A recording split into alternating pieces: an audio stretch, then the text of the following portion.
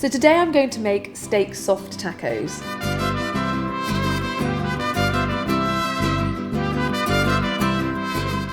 This is a great recipe using the seasoning mix in a different way.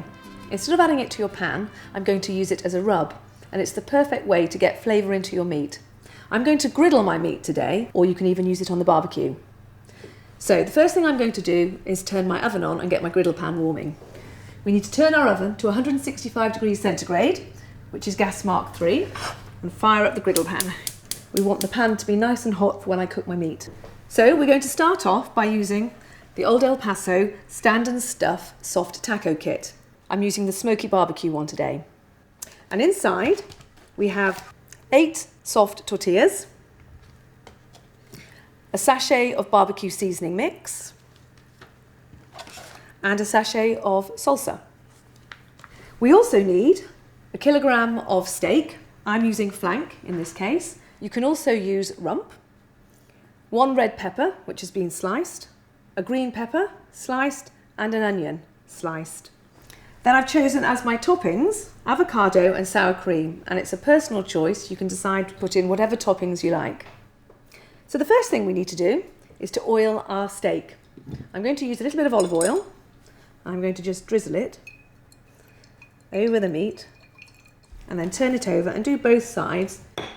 This is going to stop our meat from burning. And now we get our barbecue seasoning mix, snip off the top, and then generously scatter it over the top of the meat.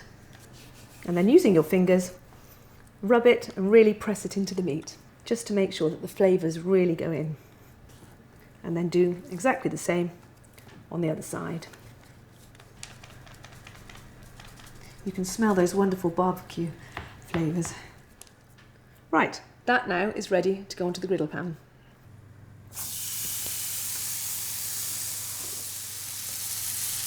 Turn the flame up, and it's entirely up to you how long you cook it for.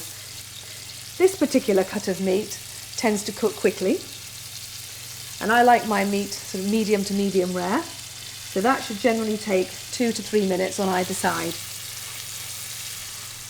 So I'm going to turn it over now and cook the other side. And that should take another couple of minutes. So the steak's cooked. So all I'm going to do is leave it on that plate to rest. And whilst the meat's resting, it means you can get on and griddle your vegetables. So again, just drizzle slightly with olive oil and then put them into the pan that your meat was cooking in.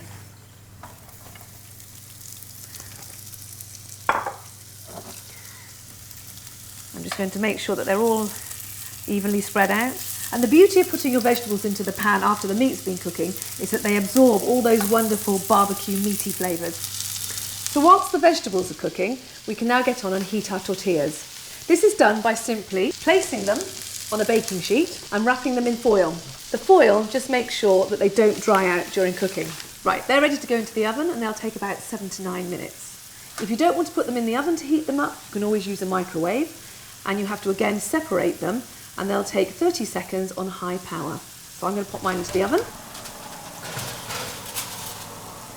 Right, I'm going to check the vegetables and turn them over. They're beginning to soften, cook nicely. They're just beginning to char along the edges, and that's exactly what we want. So whilst our vegetables are cooking, we can slice the meat. Using a sharp knife, you slice down. That is absolutely beautiful. It's soft, it's succulent, it's exactly how you want it. It's making my mouth water just looking at it. So that's our steak, sliced beautifully. And now it's time to go and check the vegetables. These are cooked beautifully. They're lovely and soft and charring at the edges. So we'll switch our vegetables off, pop them onto the plate. And now all we need to do is get our tortillas out of the oven. Right, they're beautifully warm and still nice and soft. So all we need to do is fill them.